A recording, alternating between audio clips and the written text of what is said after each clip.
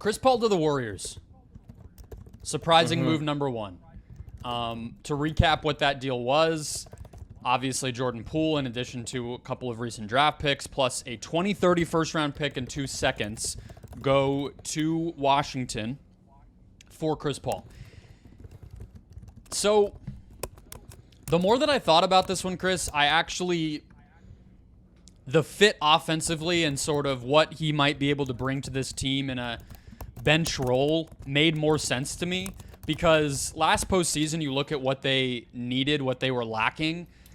They turned the ball over a lot. They did not create kind of downhill offense, and the non-Steph minutes killed them. Those are all three things Chris Paul should be able to help. He's not going to get to the rim, but you could imagine him setting guys up, cutters, a pick and roll with Jonathan Kuminga in the second unit, for instance. Those types of things should help and work for them.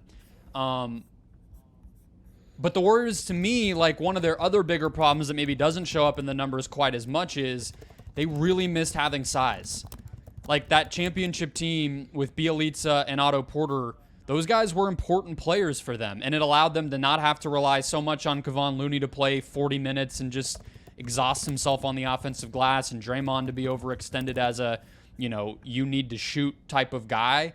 And so I would imagine like Wiggins probably bounces back. It sounds like they're going to sign Šarić, but the real reason I don't like this move is that size problem, and it feels like we're back to square one a little bit with part of the solution to the rotation issues that they are inevitably going to have with how expensive this team is, and by not trading Poole for a couple guys or, whatever, not trading Poole to get more flexibility to go out and sign a different type of player or re-sign somebody, is it's going to make Kerr have to play Kuminga and Moody again. And I just don't know if he wants to do that. And that seems like we're just going to have another year of arguing about whether those guys are ready and what they should or shouldn't be doing in the rotation and everything else. So Chris Paul solves some of their problems. He's an upgrade over Poole, I think, for what they need. But they have bigger issues that they didn't address with this trade that I think might still hold them back. It's also just going to be really weird to see Chris Paul in a Warriors jersey. Like, I don't think my eyes are going to be able to get used to it. Like, it's going to be Chris Paul. Like, anything he does in a Warriors jersey is just going to feel weird. Like, I thought that with the Rockets, too, at first. And, like, I think of him. When I think of him, I think of him in a Clippers jersey. Like when he retires, that's what's gonna go into my head, and then probably the Hornets after that, just because like that was like my youth. Suns probably third, but like the Warriors thing is just gonna it's just gonna look weird. Like I also can't picture like Harden in like a Clippers jersey, right? Like it's just gonna like feel weird to me. I also just want to see how much. I think the other feeling out part process, Brendan, that I just don't know how it looks, and we've talked about this a little bit before.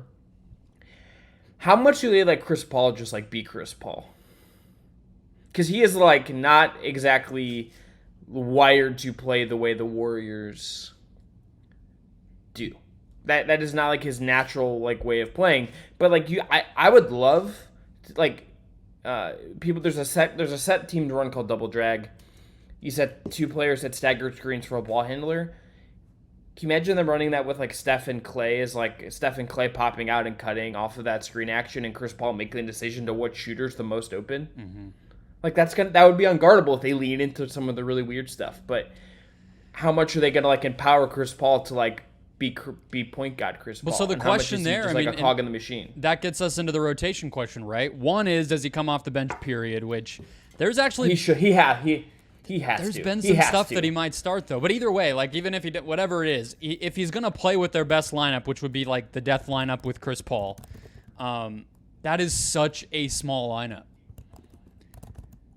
And then it's like, who do you bench? And it's probably Looney, but Chris Paul, Steph Curry, who are both, small and competitive defenders, but not like, that physical, that much of a stopper by any means. Old Clay, Wiggins, and Draymond. Like, who is that lineup stopping? Even with how locked in and keyed in they can be. I don't know. But I like the idea of a bench lineup with Chris, Šarić. Those two actually had an awesome two-man game in Phoenix. It's kind of weird and funny that they're going to end up together. And then like Peyton, Kuminga, and Moody or something like that. That's actually kind of a fun idea as a bench unit. And I do think on the bench they'll allow him to cook, to your question. Like I think when he's out there without the stars might actually be the time when he's kind of most empowered. But I am, like you, questioning the fit when he's on the court with the starters. If you just look at it as like, did they upgrade over Poole? I think it's a good move, but I don't think Poole was the only thing wrong with the team. I think that's kind of the way I would put it. Bingo.